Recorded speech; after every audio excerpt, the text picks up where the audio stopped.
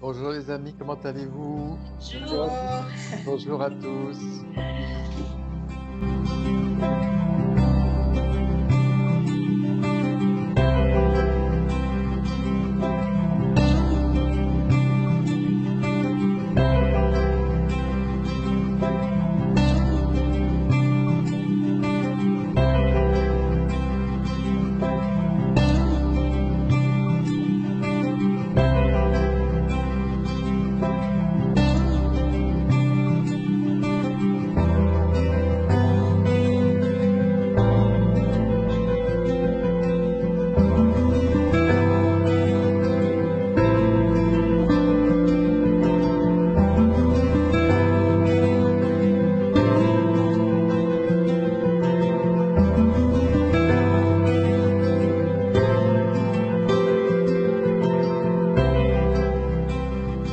Où est-ce qu'il est? Est-ce qu'il est derrière la conscience? Est-ce que c'est lui qui voit la lumière de la conscience? Ou est-ce que la conscience est juste en fait quelque chose qui éclaire mais tout, sans tri ou sans... Est-ce que le témoin est derrière Oui, le et témoin, voit ce qui est éclairé en fait? c'est tout à fait ça. C'est la porte de la conscience, le témoin. Il est toujours au centre de la conscience. On peut être conscient d'une globalité dans une globalité. Tu es dans le parc, par exemple, tu te promènes dans le parc, tu peux voir le parc dans sa globalité, ou tu peux regarder une chose en particulier. Tu vois, là, c'est la connaissance. Quelque chose se focalise sur un arbre, une personne, voilà, quelque chose. Et puis d'un seul coup, tu reprends conscience de la globalité. Et tu te rends compte que au centre de cette globalité ou dans cette globalité, il y a un éveil. Il y a toujours un centre éveillé. On peut l'appeler le témoin. Un témoin éveillé. C'est le témoin éternel. Il est là, toujours là. Lorsque tout s'arrête, tout devient silencieux en nous, eh bien, le témoin est là. On perçoit véritablement ce centre témoin lorsqu'on est véritablement dans le silence. Mais il est vrai que lorsqu'on est dans les mots, dans les relations, on est en train de parler, quand on est pris dans une conversation, on fixe avec la conscience ce que l'on veut dire et ce que l'on veut dire s'exprime par l'intellect. Et l'intellect, lui, c'est le piano et puis on joue sur le piano et puis les mots sortent. Le pianiste, lui, il a appris la partition où il voit la musique qu'il veut jouer. Eh bien, le témoin est derrière. Le témoin est toujours derrière. C'est un témoin personnel, témoin qui n'a pas d'ancrage, qui n'a pas Ah de... si, il a une source. Nous sommes tous un centre de vie. C'est notre état premier. Tu es un centre de vie, Irina, Jean-Marc, on est tous un brin d'herbe, une mouche. Ce sont des centres de vie. Un centre de vie est là. Ce centre de vie, il est présent au niveau de la structure. Si c'est une mouche, par exemple, eh bien le centre de vie est là, mais c'est au niveau de la mouche. Et il est là. Un brin d'herbe, il est total dans son unité. Chaque structure, chaque créature est un centre de vie. Et il vit la vie à son niveau de créature. C'est un peu différent, l'organisation est différente.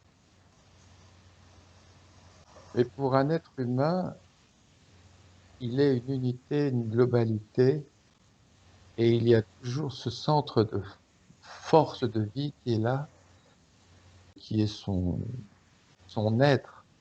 Et le témoin, lui, est comme derrière tout.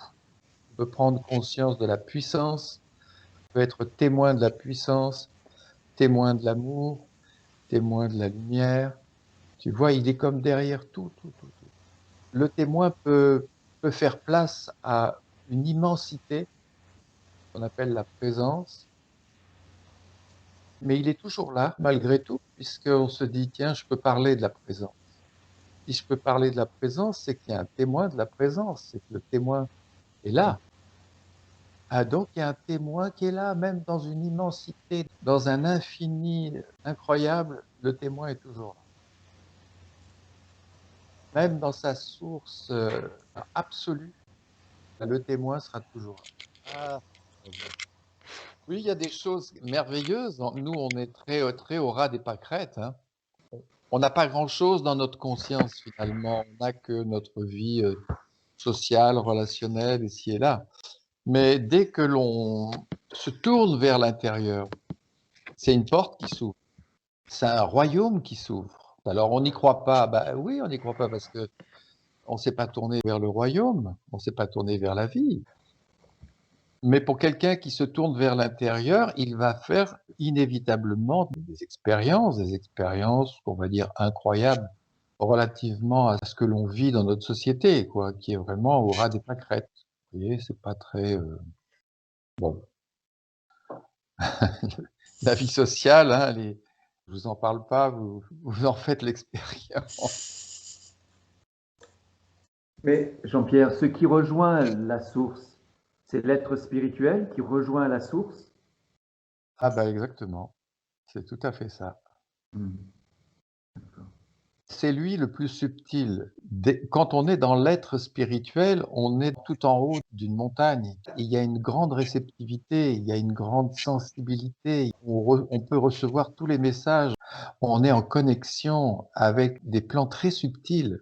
Et là, on fait des expériences. Il y a des expériences extraordinaires.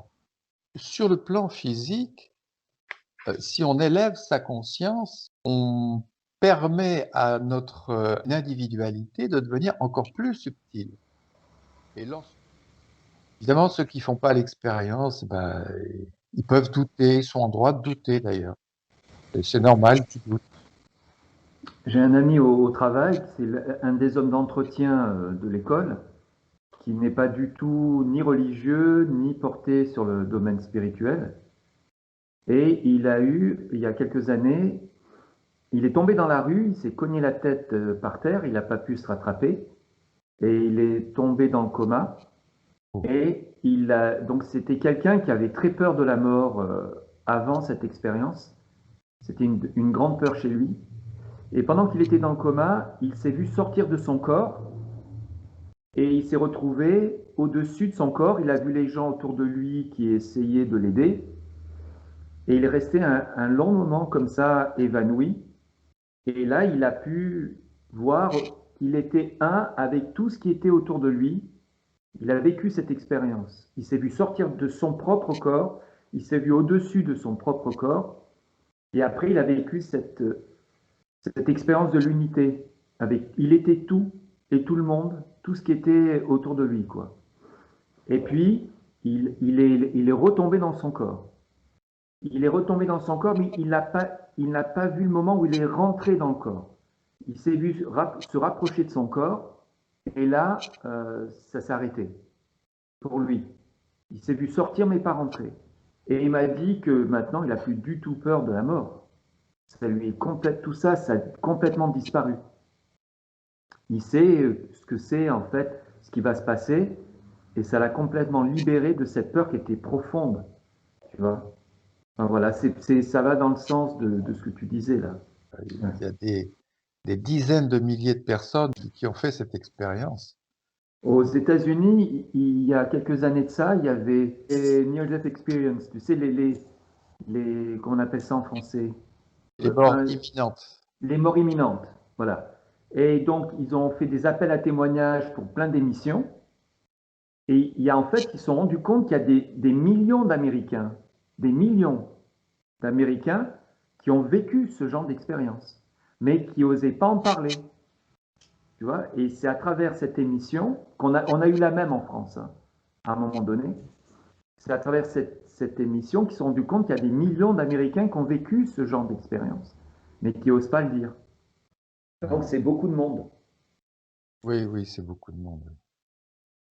Finalement, en méditant, en portant des regards en soi, on fait une sortie de corps, puisque le corps peut devenir l'objet du regard de la conscience, voyez?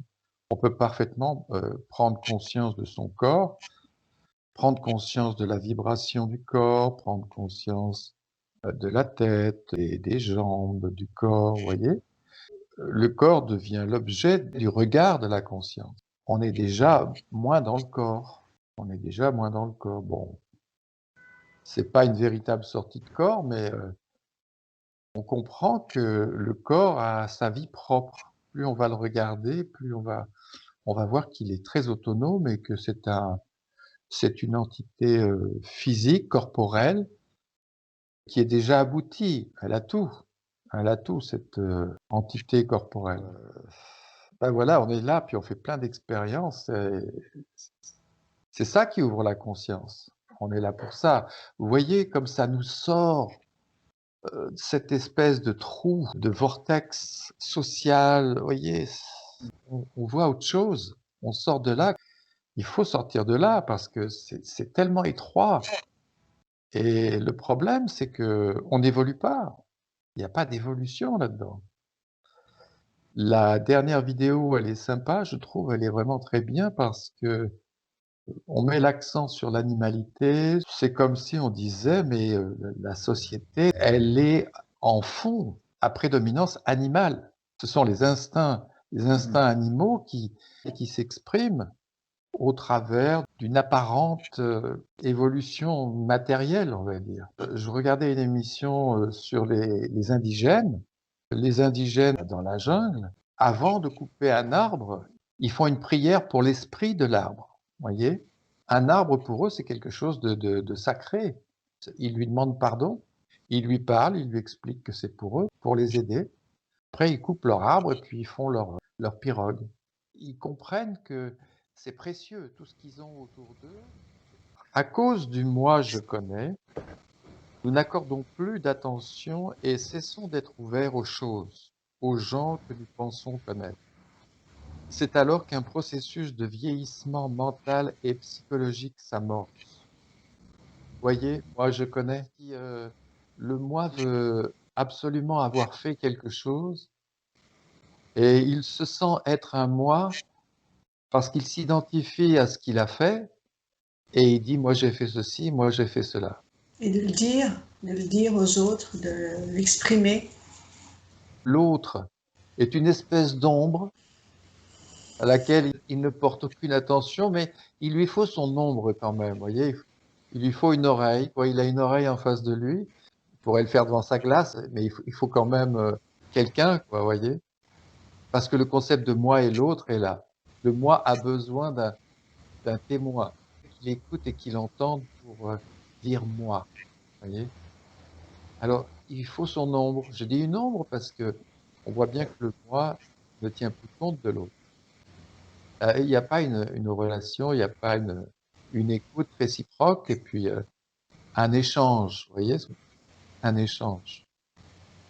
Et puis on sent aussi qu'il y a une expansion quand on exprime. Moi j'ai fait ci, ou j'ai vu ça. Il y a quelque chose, une expansion du moi qui est, qui est très agréable. C'est pour ça que tout le monde veut parler. Et comment c'est, chacun il a sa propre connaissance à partir de son expérience.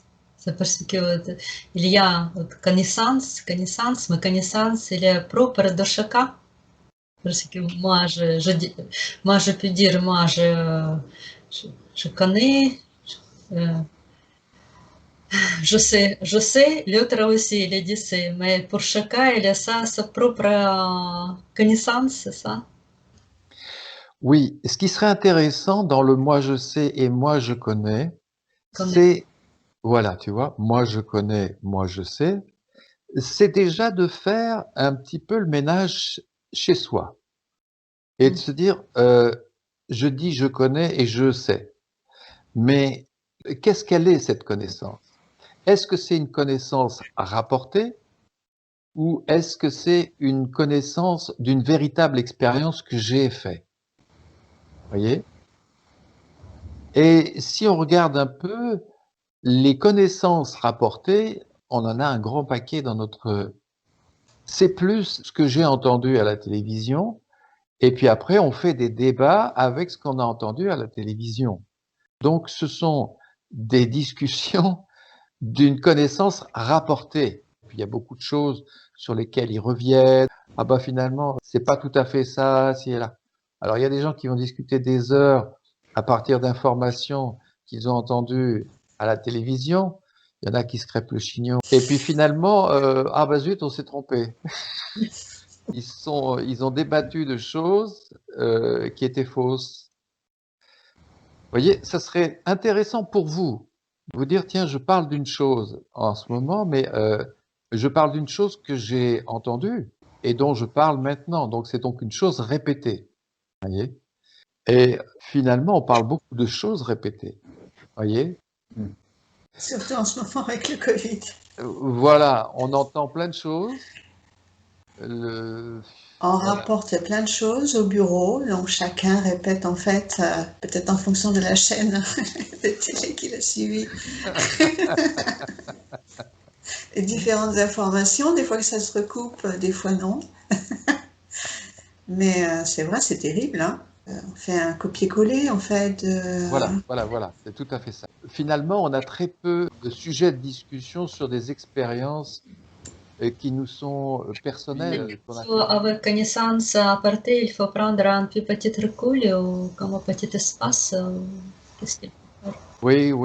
Il faudrait pas en tenir compte du tout. Il y a beaucoup d'informations, beaucoup de choses et on colle.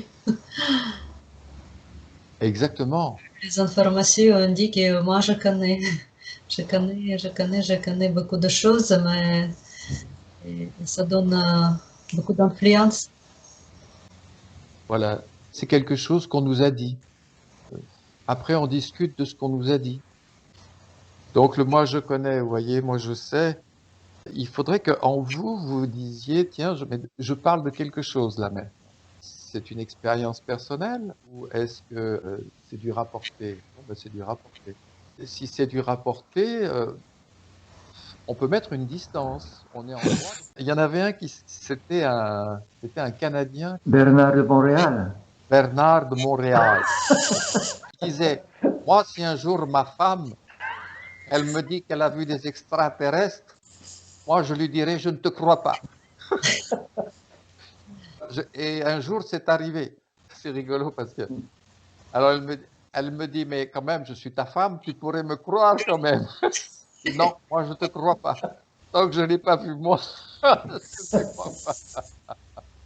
Vous voyez à quel point il ne voyait que ce qu'il voyait lui dans son expérience. Parce qu'il disait, ça peut être n'importe quoi. Tu vois un extraterrestre, ça peut être une lumière de je sais pas quoi, un ballon qui est passé, ou tu as eu une hallucination, et après tu vas me dire c'est un extraterrestre. Moi je vais penser que les extraterrestres existent, qu'il y a des extraterrestres autour de la maison, et puis je vais moi-même me faire tout un film, et puis s'il faut, le moi je connais, c'est un processus de vieillissement mental et psychologique qui s'amorce, voyez. Et c'est juste ce que tu disais, Pascal, tout à l'heure, il y a un moi derrière qui veut dire des choses, qui veut parler de l'actualité, qui veut parler, et qui vient avec des opinions, mais cette opinion, c'est une opinion qui vient de la télé, ou alors il a pris 2 ou 3 informations à droite à gauche, il l'a passé dans la machine à café, et puis il en a tiré un jus, et puis il a fait son propre café, disons. Il s'est fait une propre idée. Mais à partir d'informations qui sont du rapporté et qui sont peut-être fausses, vous voyez. Et puis il va la revendiquer, parce que le moi, il aime bien revendiquer son emploi. Et puis, ça va être du jus de chaussette en termes de... comme un mauvais café. Oui, c'est horrible un peu parce que les opinions, ça peut prendre le pas sur l'affection qu'on a des gens. ou la famille ou les amis, si on n'a pas la même opinion ou les mêmes idées, ça peut vraiment, ça peut casser beaucoup d'affection, quoi. Exactement. Et oui. C'est terrible. Mais oui, c'est terrible. Tu as bien raison. Pour une idée, il va y avoir cette espèce de mur qui va se dresser dans des gens qui éprouvent de l'affection les uns pour les autres. L'idée est plus importante, souvent. L'idée est plus, on est prêt à se fâcher pour une idée, pour une opinion qui est même pas fondée en général, la plupart des cas, mais Oui, on n'a pas de recul là-dessus en non. général. Ça montre une chose. Ça montre que l'idée est bien vivante en nous, voyez, et qu'une idée, c'est pas juste une idée, c'est une entité. C'est quelque chose qui a sa puissance, c'est quelque chose qui a sa sensibilité, voyez. C'est pas rien une idée. C'est quelque chose qui a pris une forme en nous. Quand on n'y pense pas, elle n'est pas là, ça va, elle n'est pas gênante, mais sitôt que quelque chose se passe et qu'elle vient dans le champ de la conscience, elle est là et elle s'impose. Elle s'impose et, comme tu le dis très bien, elle peut venir troubler des relations, dans nos relations, des affections, des choses comme ça. C'est quelque chose qui prend une force, qui prend de la force, qui est sensiblement éprouvé. C'est pas quelque chose qui est abstrait. Quand on dit le mot idée, si c'est des idées lointaines, ça va. Mais si ce sont des idées autour desquelles on a tourné, là, elles ont pris une force, elles ont pris de la puissance. Et elles prennent une place en nous aussi. Vous voyez, l'idée d'être français, par exemple, l'idée d'être russe, l'idée d'être ceci ou là, vous voyez? C'est notre moi presque. Oui, c'est le moi, comment dire, il est derrière tout ça. En général, les idées sont des conséquences de nos expériences et de notre vie. Vous voyez? On voit bien que quelqu'un qui vit dans les hautes sphères, vous voyez, des gens riches et tout ça, il n'aura pas les mêmes idées que quelqu'un qui est en bas de l'échelle sociale. Il aura des idées différentes. Et ces idées seront un genre de prolongement de son statut social, de ses intérêts personnels. Vous voyez, c'est ce genre de choses-là. Ma foi. Et par contre, ça peut être très, très puissant, très présent. Parfois, nous voyons certaines personnes âgées qui ressassent les mêmes sujets, mentalement ou lors de conversations. Chaque pensée répétée autour d'un noyau central, autour d'une idée, crée un phénomène de densification et de durcissement de l'idée et de la notion éprouvée. Vous voyez? Il y a une idée. C'est une petite chose à l'origine. Vous voyez, c'est juste une idée. Et puis on va commencer à tourner dans les plans en dessous, l'intellect. On va tourner autour de l'idée. Et puis les mots vont vibrer et vont mettre en mouvement un autre plan en dessous, le plan émotionnel, vous voyez? Et puis un autre plan en dessous de l'émotionnel qui est le vital, la puissance. Et la puissance va monter, donc on va tourner autour de l'idée, et puis l'idée va créer un mouvement dans le champ émotionnel, le vital va lui aussi se mettre à tourner, et le corps va se tendre lui aussi, vous voyez.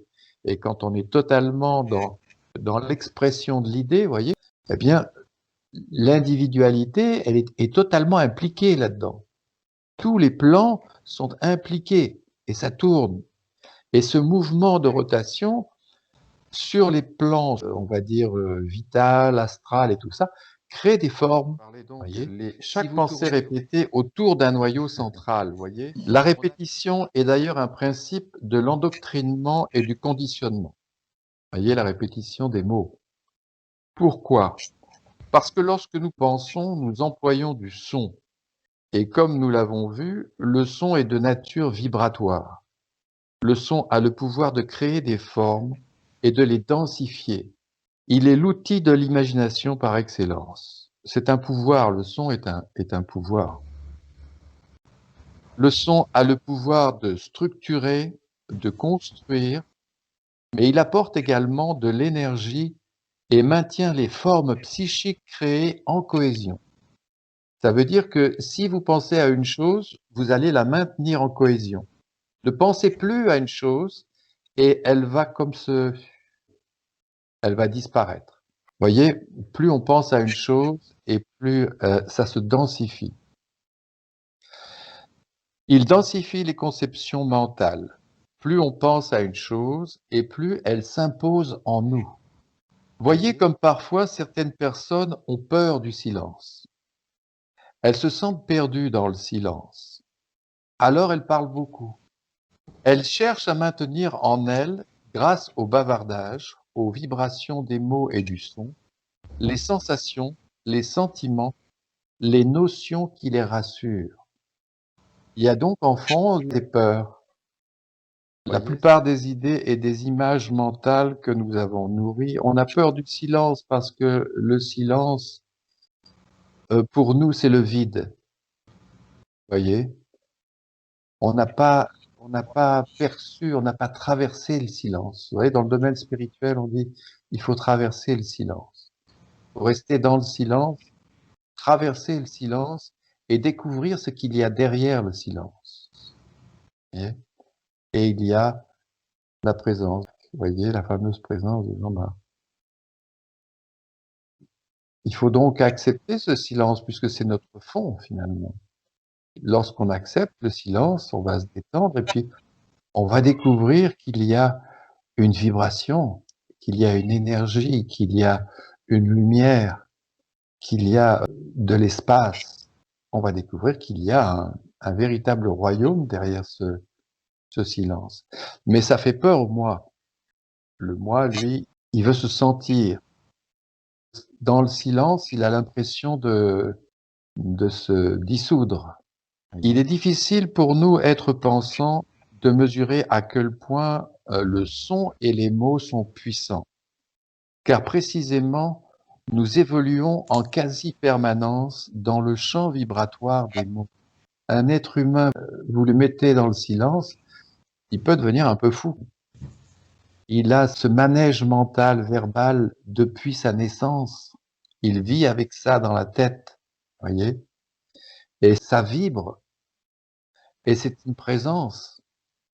Enlevez-lui cette présence. Oh, il a peur sans ces mots, voyez, sans ce manège mental. C'est quelque chose. Tu voulais dire quelque chose, Irina? Oui, mais si, par exemple, si on apprend quelque chose de nouveau et on répète beaucoup et on utilise les mots, les pensées, tout ça, ça aussi crée une force. Oui, ça crée une force en nous. Mais autour de quoi tu tournes? Autour de quoi tournons-nous? Ça serait la question. Si maintenant tu perçois une chose, d'ailleurs, je voulais vous dire quelque chose. Lorsque on observe, lorsqu'on regarde, voyez, on peut percevoir quelque chose. Et puis mettre des mots sur ce qu'on a perçu. Et il faut mettre des mots, voyez, et des mots justes, les plus justes possibles. Alors c'est difficile au début parce que on n'a pas une perception claire des choses, on n'a pas une vue claire, mais malgré tout, il faut mettre des mots. Mais il ne faut pas mettre les mots trop vite. C'est-à-dire, il faut bien avoir à l'esprit que c'est l'instant du regard qui est le plus important, qui est le plus essentiel. Et l'intellect aurait une tendance à sauter sur la perception. On perçoit une chose et l'intellect, vous voyez, son mouvement compréhensif à lui, c'est de tout de suite mettre des mots et de dire « Ah oui, ça y est, j'ai perçu quelque chose. » Mais dites-vous bien que le moment le plus essentiel, le plus important, c'est l'espace et le regard que vous avez porté. Vous voyez, l'espace que vous avez créé en vous et le regard porté. Restez le plus longtemps possible dans cet état de contemplation, de regard, voyez. Laissez venir les mots, mais tout doucement, voyez, sans sauter sur ce que vous avez perçu, voyez. apprenez à votre intellect à ne pas sauter tout de suite sur la lumière, sur la perception. Vous voyez, sur la petite lumière, les mots vont venir de toute façon, il n'y a pas de souci, mais le moment le plus essentiel, c'est le regard que vous portez. Voilà. Vous voyez ? Et après, les mots viennent. Et ces mots